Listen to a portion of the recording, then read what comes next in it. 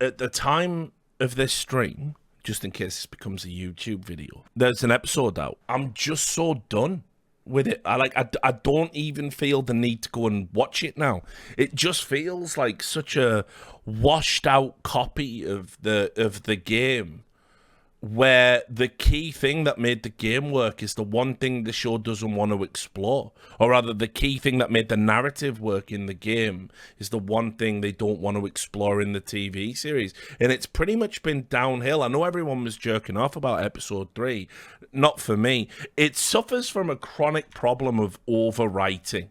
And that is that they've given every single NPC an elaborate backstory, and also they have massively, and I mean massively, relied on tropes and Deus Ex Machina, you know, in their writing. It's been like really bad. So I reviewed episode 3, and I know everybody was like, oh my god, it made me cry.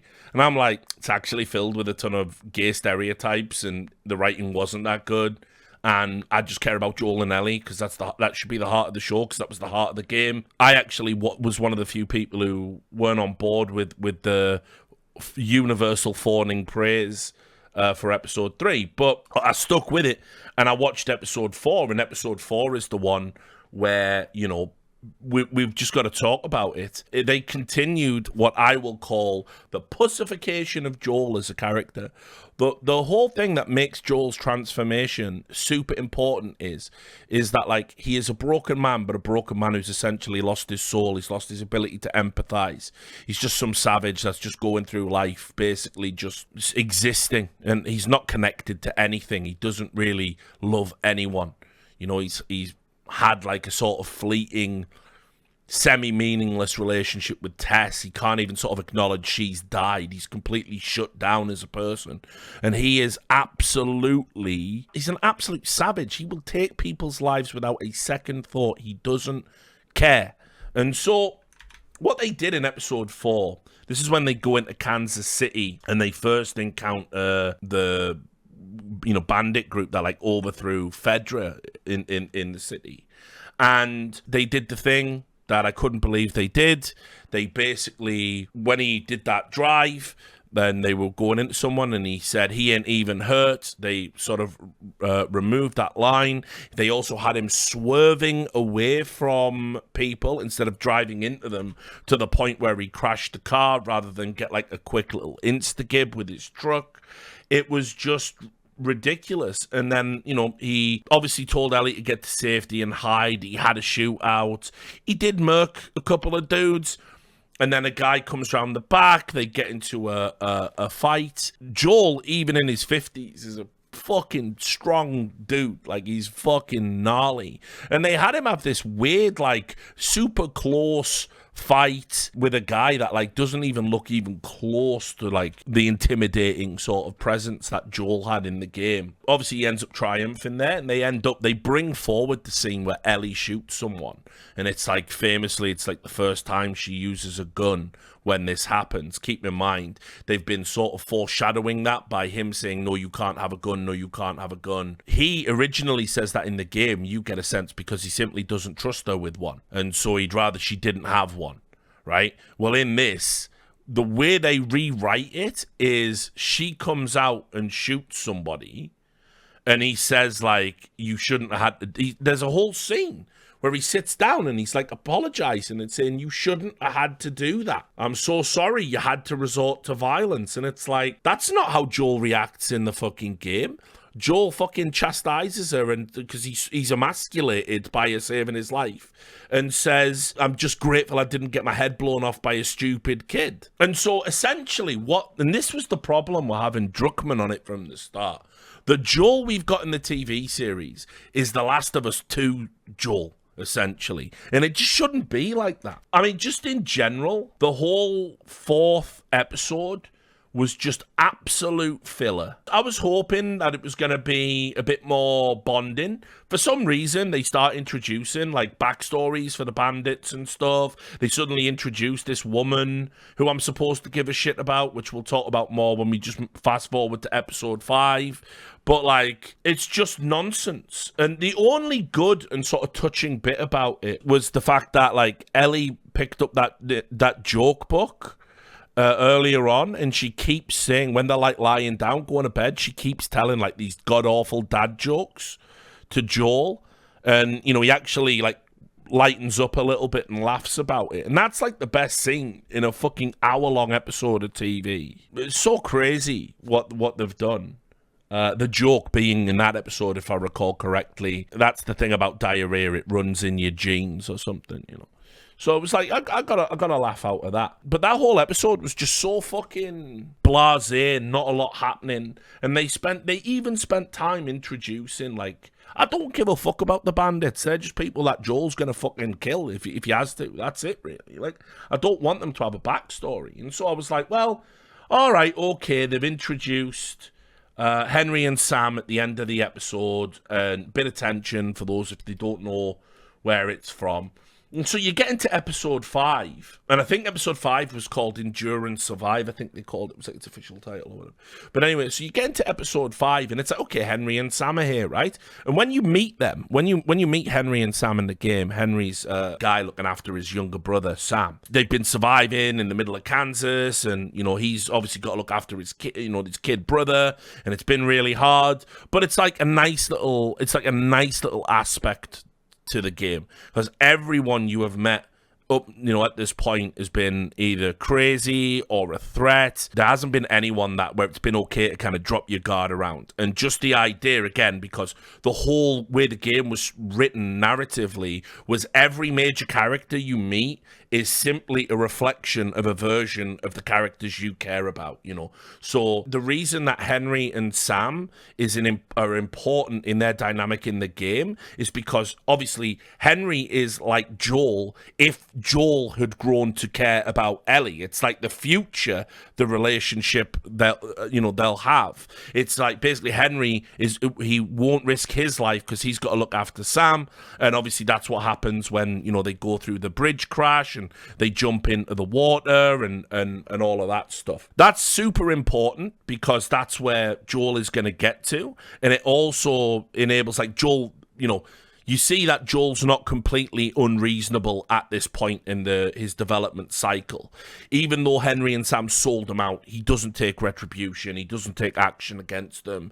He doesn't hurt them. He sort of gets it because he's like, yeah, well, you know, if that was my daughter, who obviously his daughter's dead, but if that was my daughter, I'd do the exact same shit you would do. I get it. I wanted these characters to be like, you know, I want them to be fleshed out and I want them to feel real.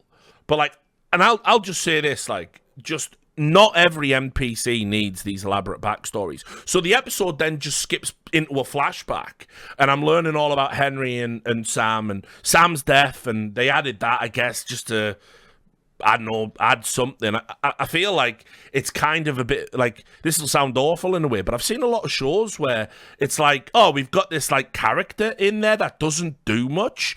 Can we like give them something to do or write a satisfying narrative for them? Nah, let's just give them death. We're just going to make them death. And so that's the thing I've seen in loads of TV shows, and and it's like, I don't know, feels to me like they're trivializing it, and it's like a lazy writing kind of like hang up. But yeah, so anyway, I don't have any issues with it. They spent way too long telling their story. Way too long about how Henry was in the bandits and then he became a collaborator because not only is Sam deaf, but Sam also had leukemia and he had to trade out a resistance doctor dude to get the fucking medicine and blah blah blah. And it's just this like deluge of details I don't need, because I know he fucking blows his own brains out at the end of the episode. Like, so why the fuck? Like, there's only two ways you're gonna make me care about this character. You've either got to you either got to delay him blowing his brains out so I get fucking attached to him, or you have to introduce him like sooner, or he's got to do something like so relatable, so emotional, like he's got to save Joel in some way or blah blah. None of that. None of that. And instead, they do this. Oh my God, it was like The Walking Dead. It was like a bad episode of The Walking Dead. Sam, Henry, Ellie, and Joel are all learning to trust each other. They're all dodging the bandits and spending time in this town. It then cuts to the woman who also will be dead by the end of the episode, who's had 2 episodes of backstory. I don't give a fuck. It would be better if Joel just snaps your neck. Like, I would be more entertained. Like, I would be way more entertained if just savage Joel in front of Ellie and Henry and Sam just tears this bandit's head off. Like, I'd be way more entertained by that because, they haven't even showed what a mad savage he is. But anyway, she's got a backstory. There's an entire scene dedicated to her where she stood in this house saying to the super hot fucking bearded dude that looks like a young Chris Christopherson, right? He looks like basically fucking Fallout Shelter Chris Christopherson, right? They're fucking saying to him, you remember when I was here with my brother? It's like, I don't give a fuck about you or your brother. You should literally be like an NPC that just gets fucking murked by Joel, or or they write you in an interesting way, but you're in the series as like an antagonist now. But they don't do either. And so you see scenes where she's like, she orders the bandits to like kill all the collaborators in a really callous way, then goes to hunt down Henry. She says hunting down Henry's like the most important thing. They actually hunt down Henry. They catch him. They catch Henry and Sam and Ellie. While Joel is up in a fucking he's up in a sniper tower. He kills someone in the sniper tower, and it's an old man with a gun, and he says, "Please don't make me do it." Since when did Joel catch feelings? Like, since when has Joel been popping estrogen in The Last of Us? Like, please don't make me shoot you. Joel would have just banged his head off. Like, he would have stabbed a knife in the back of his neck to fucking save ammo. Like, what are we doing here? Like, the whole point is he's an animal. He's been reduced to this, and Ellie's going to bring him back to give him his humanity back. And they just haven't done that at all. And so anyway, he kills a sniper up in the tower. He's then waiting with a sniper rifle just as fucking the bandit comes out. Now, keep in mind, she said there's no bigger priority than killing Henry, and they'll have to kill his kid brother too, and they'll have to kill Ellie, and they'll have to kill Joel when they find him. She says this. There's this, like I said, it's just Walking Dead. The thing I hated about Walking Dead was whenever there was like a standoff, motherfuckers are just out there monologuing. Like, yeah, right, well, look at our superior firepower. We're going to kill you all. You know why we're going to kill you all? They did it with the fucking governor, even when The Last of Us was, Walking Dead was good. But I mean, then like that just happened all the time. Every time a new fucking antagonist was brought in, you're doing it with Negan, you're doing it with that bird who runs the Whisperers and all that shit. Just a monologue. Like, no, here's the thing. If you've been waiting to fucking kill somebody and you catch them, you just bang. Like, you don't Bond villain the scene. You just go up and go, but thank fuck I get to kill you. Like, I've been wanting to kill you for all this time. You did something heinous that resulted in the death of someone I care about. I'm just going to pop one in you now. Like, but instead, they're just like fucking straight monologuing while everyone's got their fucking, they don't even have their fingers on the trigger, just in a relaxed position. She gets out. Henry is literally hiding behind a car, right next to her, and shouting, "Hey, I'm not going to show myself unless you promise." Dude, you've just talked. Like, these are meant to be like absolute like survivalists, you know what I mean? They've killed loads of people. Like, they know, once you've talked, they know where you are. They just walk around, they just mow you down, and the kids as well. That's it. Like, and let's go home and have a cup of tea. That's what should be happening. Like, that's exactly what happens. They fucking took over an entire city. They kicked out the fucking federal government. Like, but no, what we're gonna do now is, oh no, hark, from where doth Henry shout? Like, it's a fucking Shakespearean play. It's pathetic. Then Henry does come out, and she gets out a gun, and she's just pointing at him going, "Yeah, Henry, you shouldn't have been bad." And then full Deus Ex Machina, right? They foreshadowed it in episode 4 by showing the ground rumbling, and we all knew it was going to be a bloater or whatever the fuck they're called when they're all filled up with spores. We all knew what it was going to be, right? We all knew what was going to happen. But what they did is, because somehow from shooting at the truck when they originally drove out, one of the trucks just did the old classic, oh no, somebody's been shot. Like, by the way, you know, this is completely inaccurate. Like, loads of people have said, like, come back from combat zones. If the driver gets domed in the head, like, you know, they go limp immediately. You know what I mean? They don't go, well, one last steer into a building, then go on, then just as my fucking cerebellum shuts down, they all do the full fucking spin. It's not reality. Like, and this is well documented, by the way. So that car has already crashed, and somehow it's crashed and then exploded because there was like, they crashed into the one place that had explosive stuff, and there's probably gas tanks on the back or something. So now it's like dipping into the road, the old classic going down into the road that it's blown up, and there's all fire everywhere. And anyway, just as she's pointing a gun at Henry and giving another fucking pointless monologue when I don't even give a fuck. I don't even give a fuck about Henry, if we're being real about it, because I know he's already dead, right? But like, the car then goes wah, into the ground, and everybody just stops and has a look. They don't go, well, hang on a minute, we might have a new problem here, so let's just dome Henry and the kids, and then let's see what this is. No, everybody stops, and they all look around, and lo and behold, just tons of fucking infected come out, like, meh, meh, meh. Loads of infected come out, and of course a giant fucking bloater, and now everyone's like, oh my god, brr, brr, brr. They're just spraying into all these fucking, you know, infected, all fully spored out of their mind. The bloater comes up, blah, blah. They have to do a cave troll segment where he rips someone's head off just to show, oh, yeah, he's big, he's bad.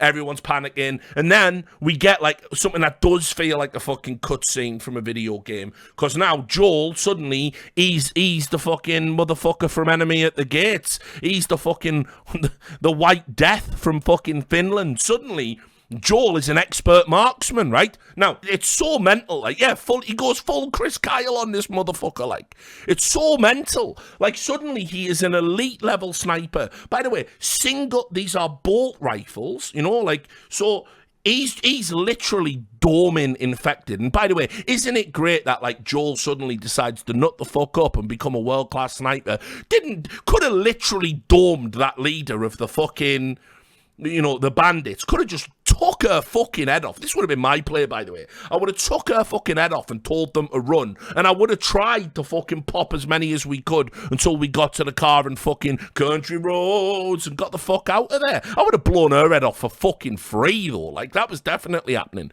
But no, he sat there going, oh my god, oh my gosh, oh my god, what am I going to do? I'm in an advantageous position with the high ground. I'm an elite level sniper. I guess I'll just wait. Like, fuck that. And so anyway, all these fucking infected are out, and now he decides, I'm going to be blowing motherfuckers' heads off, because it's safe, because Joel can't have a body count in this series for some fucking reason. So he pops the infected, Ellie's hiding in a car, one comes in through the window, but it's one of the ones with the fucking, you know, big swollen ass cheeks for eyes, so it's clicking, like looking around like a fucking Glaswegian smackhead at 5 a.m, like that, and then he's shooting it in the fucking car. Anyway, she gets out, she nearly gets got, right? They all get together, Joel's murked them all, they're about to get away, and then bam, guess what happens here? The head of the bandits, I don't even know what she's called, she's like, you know, I can't remember her name, it's irrelevant. She does it again, she gets Henry dead in the sights and goes, well,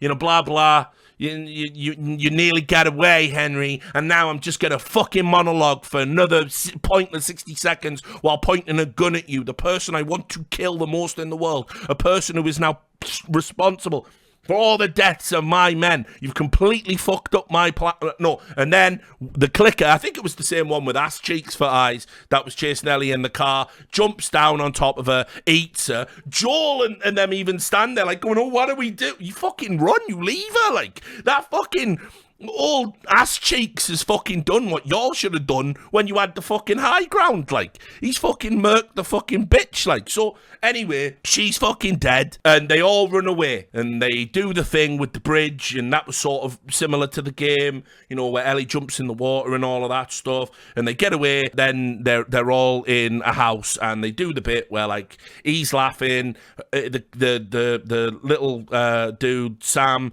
is laughing with Ellie, and they they have an interest in the comics that they've like kind of established. She's collecting comics while she's out there, which is obviously like a fucking nod to the game and all the collectibles in there. You think it's gonna, it's all gonna be this, it's just gonna be the same as the game now. They do a scene where, Sam shows that he's been bit.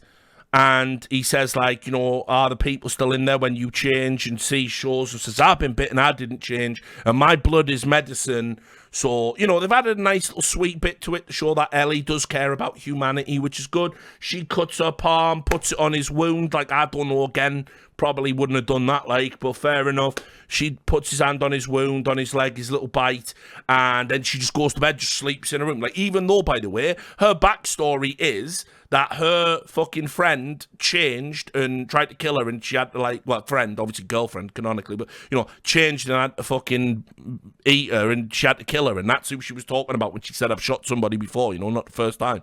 So, anyway, she wakes up, little Sammy is no longer little Sammy, he's on board, and he turns around, he does the super speedy run, tries to get Ellie, they come through the door, mad panic, fucking Henry's got the gun, he's telling Joel don't do nothing, like in the game, and then he domes little Sammy, like blows his brains out. Wicked. Love that we spent fucking 45 minutes of this episode on the backstory, the touching backstory between you, which, by the way, 45 minutes is a waste of time because it's not long enough to make me truly care about you as a character, but it certainly is long enough to take away from the fucking other people I already know and want to spend more time with and want to care about. Domes him, does the old classic fucking, again, stop me if you've seen this one before, pointing a gun at someone you're gonna kill, and then the old, no, like, I've seen this a million times. It's so boring. It's like,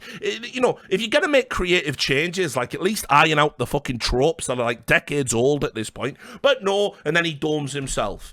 And then we're all sad, big sad. Well, I missed out. Sam, because he's deaf, he has, like, an Etch-a-Sketch or whatever the fuck they're called, and he writes on it. And at the end, they bury him. They give him a burial because Joel's a good guy. He wouldn't, probably would have just left him, honestly. But he's a good guy. They dig it up. They do a burial. Ellie puts her Etch-a-Sketch on top of Sam's Zombo grave and then says, are you coming? While Joel is the one who's whimsically thinking about what it all means and how fucking sad it is.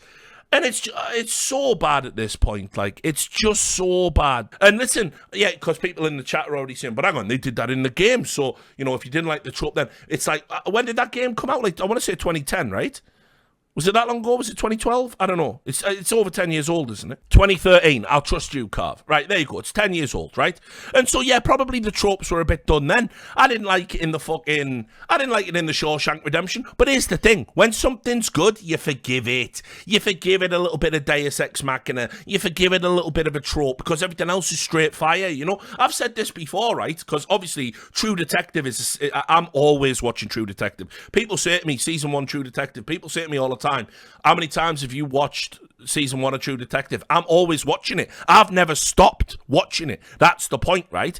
And I love that fucking show. It's one of the greatest shows of all time, right? It is so fucking good, and I can watch it on an endless loop and still find shit, right? But here's the thing. It's got a ridiculous trope in it. And it's got a couple of little moments which are a bit like, this is reality, it's taking me out of it a little bit. But here's the one. Here's the one that'll get you every single time. There's that bit, right, where they've got that tape of all that heinous, like, Bohemian Grove child murder shit that's going on that they're investigating, and they get the police officer who covered it up, right, on that boat, and basically, like, Russ Cole says, I'm gonna fucking torture him, like, I'll make him talk, like, and Russ Cole means it, he's all fucking business, right? They make him watch the tape to try and break him, like, psychologically, and there's just this bit where it makes no sense. They put the videotape in, and it shows a really heinous child murder on the tape, right? And it cuts away, and it cuts to his reaction, and then it cuts to him going, why are you showing me this? And he just screams ridiculous, and you're just like,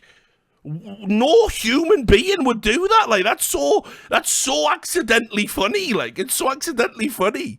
Like, no one would do that. You're like, what? You can't just turn your head away and not say, I get the fucking point now. Like, like, I've just seen the worst. Like, so, even the best TV shows have stupid, ridiculous scenes in it. but you allow it because everything else is straight fire. Like, I don't give a fuck. Like, I don't give a fuck because in the next scene, Russ Cole does that thing with that dude from the bar with the sniper. Do I strike you more of a talker or a doer? They shoot his car, and then he just goes, "L'chaim, fat ass," and speeds off like an absolute boss, cracking the case. So, listen, you totally forgive tropes when they're introduced into quality work. What I cannot forgive is a supposedly critically acclaimed TV show that now has served up 3 solid hours of tropes and deus ex machina, all the while depriving me of what the show really has to be about, and that is Joel and Ellie's relationship. Like, Joel coming back to the light, becoming a human again, and Ellie and him forming a bond, which is going to be all the more powerful, by the way, because remember, he's saving her life. Winter comes, she saves his life when he's fully fucked up, doesn't she? And that fucking psycho kidnaps her and all that, right? And that's the key moment where Joel actually falls in love with Ellie, like, as his family. You know, that's when he realizes it's all, like, tight. This, so far, that moment is going to be so meaningless. It is going to be so meaningless when it happens, because right now, Joel's already cracking. Right now, Joel's already a big softy underneath it all. Right now, Joel's like, "Oh, man, don't make me kill you, dude. Oh, it's so bad that you should have to use violence, man." It's like, fuck this estrogen Joel. Like, it's just so bad. Yeah, like, yeah, you're right, Avi. Yeah, he's trying to get rid of her, like, but even by the time they bump into Tommy, he's still not done.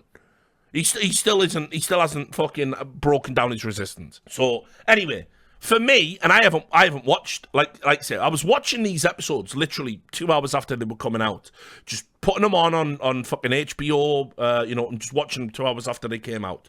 And this one, it's been since Sunday, and I just haven't felt like, I want to watch it. I just think, unfortunately, they've really missed the mark. They didn't understand what made it special. And loads of people are saying, with the positive feedback, they've created a believable world. They've fleshed out so many of the characters. They've elevated the video game media and shown why TV is king. And I'm just like, they haven't done any of that. For me, personally, what the entire run of The Last of Us is going to make abundantly clear to anyone that has played both the game and the TV show is that actually video games, when well written, can be a medium that will make you feel as much as a movie, as much as a book, as much as a TV show, as much as a song. And so I'd been given a percentage. I was like, oh, it's not like 90, it's like an 80. That was like by episode 2. Then episode 3 come in, and I said I'm taking a whole 10% off and not going to down like something. This is now like a 60% show for me.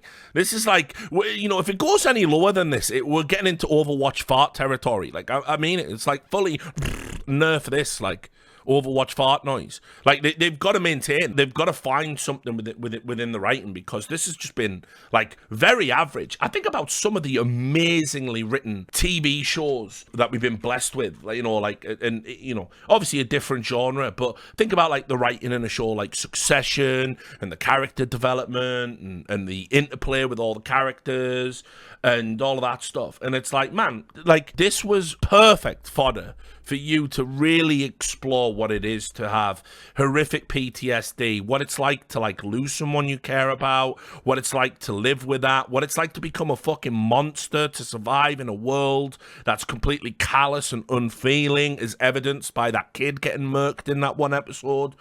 I mean, they've murked a bunch of kids, like, fair enough, like, but the point is, there has to be something of that. You can't just murk the kids and go, wow, look at the world's mean as fuck, not even the kids are safe. It's like, there's got to be a through road as to what the themes are. Like, what's the broader theme? And they just didn't explore it. And it's like, I find it so hard to believe that you can have all of this money and all of this access. Druckmann, you were there when the game was made. How can you fuck this up? So it's been rough for me. I'm I'm 6 out of 10 where we're at right now, and I just don't see how it's gonna change or improve. Because, I mean, look, I haven't even seen it. Like, what's the synopsis for episode 6? Like, so it's called Kin. 3 months after Henry and Sam's death, so they've done a little fast forward. Joel and Ellie reach a small, thriving community. Joel is reunited with Tommy, whose wife Maria is pregnant. Right, sound. Ellie learns about Sarah's fate from Maria. Joel confides in Tommy about Ellie's immunity and his own declining mental state. Joel asks Tommy to take Ellie to the Fireflies as he is afraid he cannot keep her safe. Like, that's not even why he wanted to offload her. That's not even why he wanted to offload her.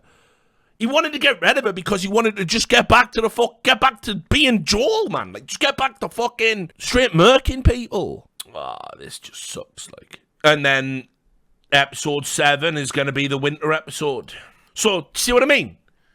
We're right on top of it. I do not feel connected to their relationship at all. I do not feel invested in their relationship at all. I don't even see how you could spin it as, like, Joel even being connected to her at this point. Like, oh, no, Joel ugly cries. Oh, no, why are they doing this? Why are you showing me this?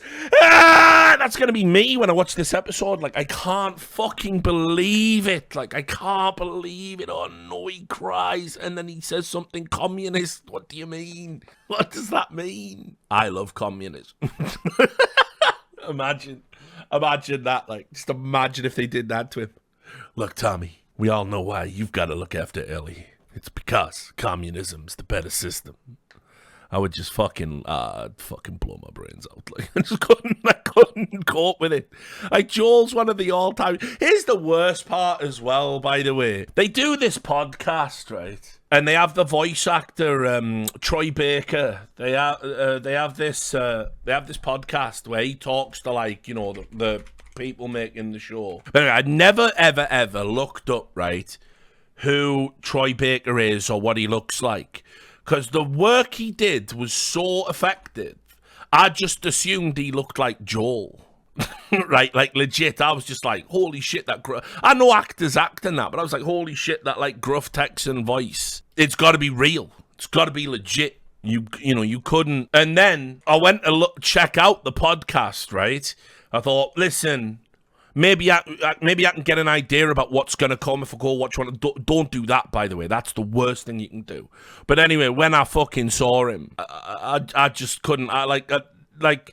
This has just shattered my entire world. Like, it just shattered everything I thought I knew. Like, it's just some cunt hipster in a pork pie hat. Like, just fucking, it's absolutely, this has put so many fucking daggers through my heart. Like, it's like literally, you just ripped my fucking heart out. Like, hipster Joel, like, oh my God, like, make it stop.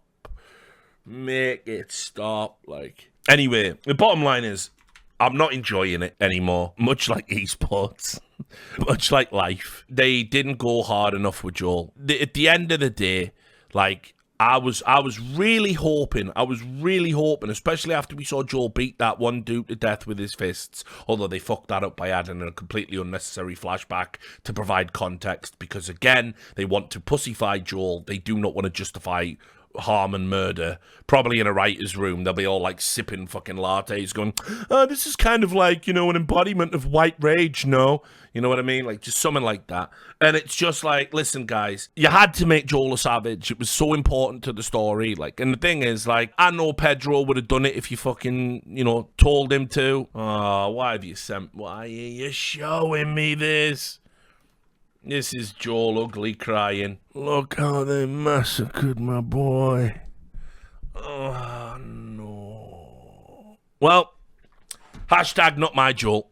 So, there you go. So, listen, I'm just saying, if you're a fan of the game, just buy it when it comes out on PC and play it in, like, ultra wicked graphics mode. Just play it again. It'll still hit you in the feels. I remember I did a playthrough with The Walking Dead like a few years ago. The Walking Dead game by Telltale. Did a playthrough with The Walking Dead for Halloween. Just wanted to check it out. Still cried. Still cried. Lee was an absolute G. Ripped to a real one. Don't even care. Look at me. I'm the estrogen. I'm filled with estrogen now. I don't care. I cried at Last of Us and I cried at Walking Dead. I'm a big softie, really, when you get to know me. But that is pathetic. That is pathetic. Especially at this time in the storyline. That is pathetic.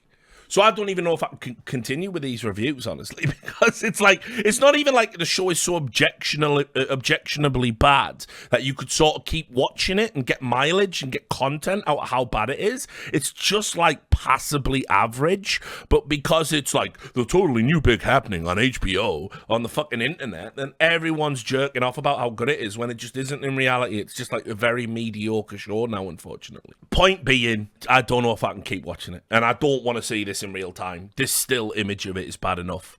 Like, it's just going to be hashtag not my Joel. They fucked it up. I can play the video game anytime I want. I can watch the video game with all the gameplay cut out. It's like an 8-hour movie on YouTube. That, by the way, spoiler, that will hit you in the feels more than anything the TV show does. It's just been one of those where it's like, I had my apprehensions, but I was quietly optimistic at the start. But like everything, if you're ever optimistic about, American TV, you're going to get let down, because, the golden age is very much behind us. Like, there's a couple of good shows, keeping us alive, like keeping the flame of hope alive. But, you remember when HBO first come out and all the banger series, they would just release like one after another. And it was just like boom, boom, prestige TV, like prestige TV. You had Rome, fucking Sopranos, fucking Deadwood. Like, don't ever type Westworld in this chat. What a load of garbage. Band of Brothers, The Wires were also out. They weren't obviously HBO, but oh no. The journos are at it again. The Last of Us as Jackson is essentially a communist society. So what's Tommy's problem? No. Why are they like this? Yeah, mate. See, Oxytech notes. That scene, by the way, where, they cut off his fucking head. Even though Julius Caesar's won the war and beaten, what was he called? Gaius Pompey. He fucking gives him his severed head and goes, there you go, present for you. And he goes, he was a consulate of Rome! Like, he's absolutely fucking livid. You would disrespect even his enemies in this way. There's loads of fucking straight fire scenes in Rome. By the way, one of the best lines of all time is in Rome. Like, it's one of the most G'd up lines ever. Like, the guy who plays, what's he called? Mark Antony, that's the cunt. When he's down in fucking Egypt, and he thinks Cleopatra's like murked herself with the snake and all that, and he gets broken the news, and like basically Rome's at the gates, it's all fucked. He's totally gonna get wrecked for going to war with Rome. He basically fucking just starts getting absolutely smashed. He's smoking opium. Anyway, his boy wakes him up in the morning and says like, listen, they're at the gates. Probably should fucking do yourself in. That's the honourable thing to do. And he just goes anything to get over this fucking hangover. And he just stabs himself to death with a sword. I'm like, you're a fucking G. Like, you're an absolute legend. Like, I felt like that every fucking day. If someone had given me a sword on some of the days I had a hangover, I'd have been right there with you, bud. Like, I fucking get it. So, yeah, it was, that's what I'm saying. A series like Rome that no one talks about is like a million times better than The Last of Us, is the point. So, I don't know. Whatever. So, anyway, yeah, that's my review of The Last of Us. It's been a show that's had, to put it nicely, diminishing returns. I think they've mangled one of the all-time great characters in video games. Maybe they've mangled two. And it's just sad. Unfortunately.